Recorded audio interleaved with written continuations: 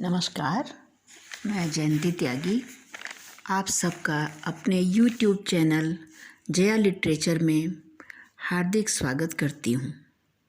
आज मैं अद्भुत जाबाज वीर विंग कमांडर अभिनंदन की कहानी विशेषतः अपनी भावी पीढ़ी के लिए सुनाने जा रही हूँ ताकि इस बहादुर को चिरस्मरणीय बनाया जा सके। तो चलिए एक बार आज फिर याद करते हैं अभिनंदन के उस अद्भुत शौर्य को। वीर विंग कमांडर अभिनंदन 26 फरवरी सन 2019 में CRPF का एक लंबा 78 गाड़ियों का दस्ता जम्मू से कश्मीर जा रहा था। जैसे ही यह दस्ता पुलवामा से गुजरा, आदिल अहमद डार नामक एक फिदायीन ने RDX से भरी गाड़ी को जवानों के काफिले में जो चौथे नंबर की गाड़ी थी उससे टकरा दिया। पल भर में उस बस के परखच्चे उड़ गए थे। धमाका इतने ज़ोर से हुआ था कि सुनने वालों ने बताया कि 10 किलोमीटर तक आवाज़ गई थी। लाशों और गाड़ी के चिथड़े हवा में दूर तक उड़ गए थे। धुएं से आसमान उठा था।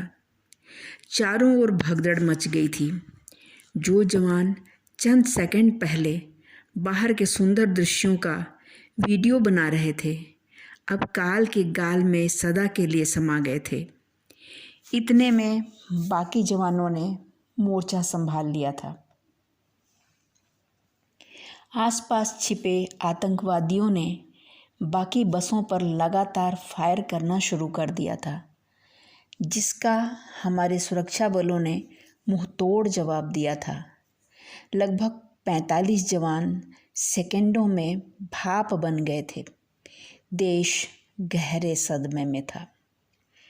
उन शहीद जवानों के घर वाले तो जीते जी मर गए थे, जो अभी अभी अपनी ड्यूटी ज्वाइन करने के लिए घर से आए थे।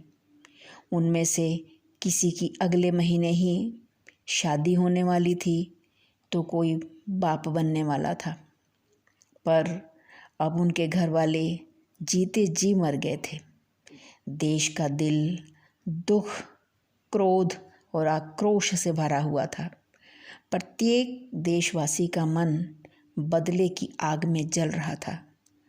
हमले की जिम्मेदारी जैश के सरगना मसूद अजहर ने ली थी, जो पाकिस्तानी सेना का दामाद बनकर और नकली बीमारी का बहाना बनाकर सेना के अस्पताल में भर्ती हो गया था और वहीं से आतंकी गतिविधियों का संचालन कर रहा था।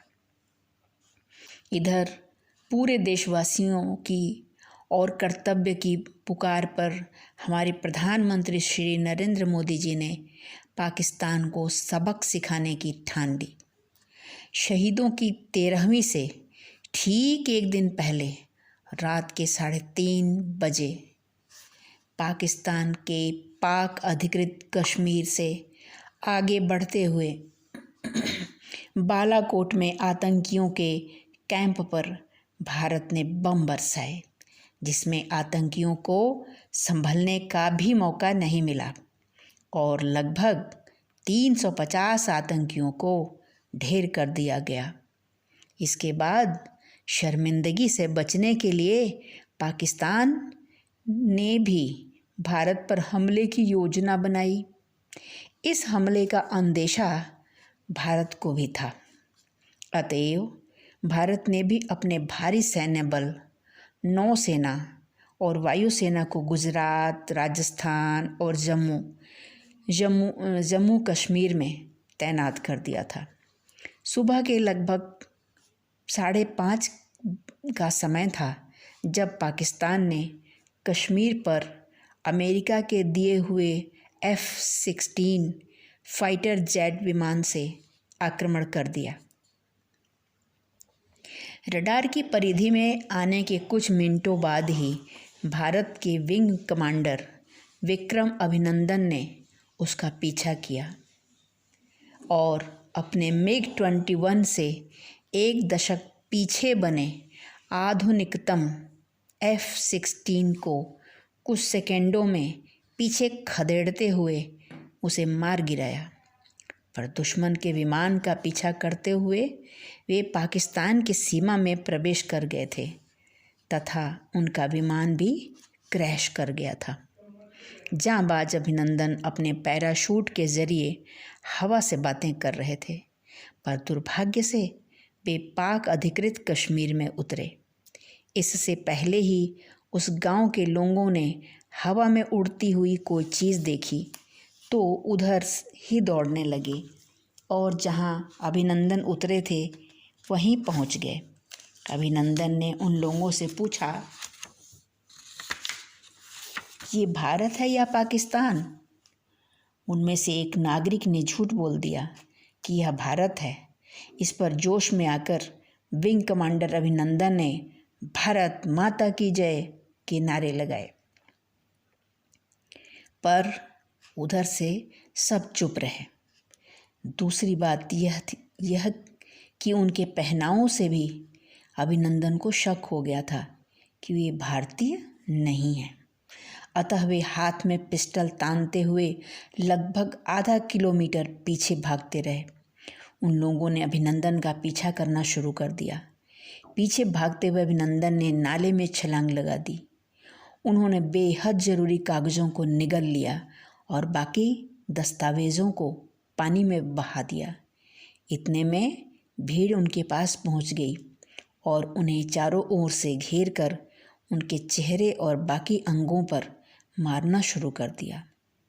इतने में पाक सेना के कुछ जवान वहां पहुंच गए, जिन्होंने उन्हें बचाकर अपने मिलिट्री कैंप पर ले गए।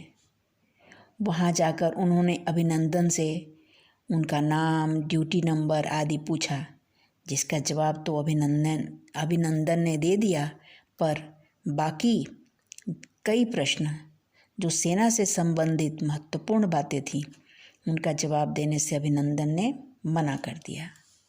इधर प्रधानमंत्री मोदी की विदेश नीति के चलते अमेरिका, रूस और इजराइल की ओर से पाकिस्तान पर दबाव पड़ने लगा तथा जेनेवा वार्ता की वजह से भी पाकिस्तान को अभिनंदन को लगभग 60 घंटों के अंदर छोड़ना पड़ा। अभिनंदन को वहाँ शारीरिक यातना तो नहीं दी गई, पर भारत की इस धमकी कि अगर हमारे पायलट को खरोंच भी आई तो पाकिस्तान की खैर नहीं का इतना असर तो साफ साफ देखा गया कि पाकिस्तान अभिनंदन को शारीरिक प्रताड़ना नहीं दे पाया, किंतु अभिनंदन को मानसिक प्रताड़ना देने से पाकिस्तान बाज नहीं आया। उसने अभिनंदन को अकेले ऐसे सेल में रखा जिसमें न टीवी, न अखबार और न रेडियो ही था। पाकिस्तान ने अभिनंदन को उनकी रिहाई की खबर से भी महरूम रखा। पाक की ओर से अभिनंदन को दिन में 2 बजे के बाद रिहा किया जाना था, पर उनकी रिहाई का टाइम धीरे धीरे बढ़ाते रहे।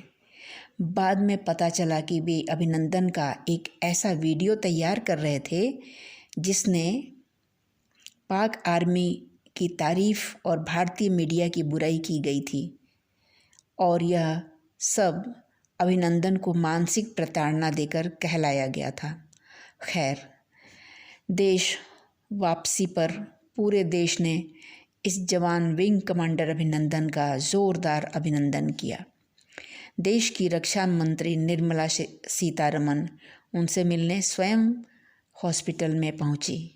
देश के लिए MiG-21 जैसे 2 दशक से भी पुराने विमान से अमेरिका के दिए हुए F-16 जैसे अत्याधुनिक विमान को कुछ सेकंडों में ही मार गिराने दुश्मनों के छक्के छुड़ा देने वाले अपने इस परमवीर विंग कमांडर अभिनंदन की वीरता एवं साहस के आगे आज सारा देश नतमस्तक है।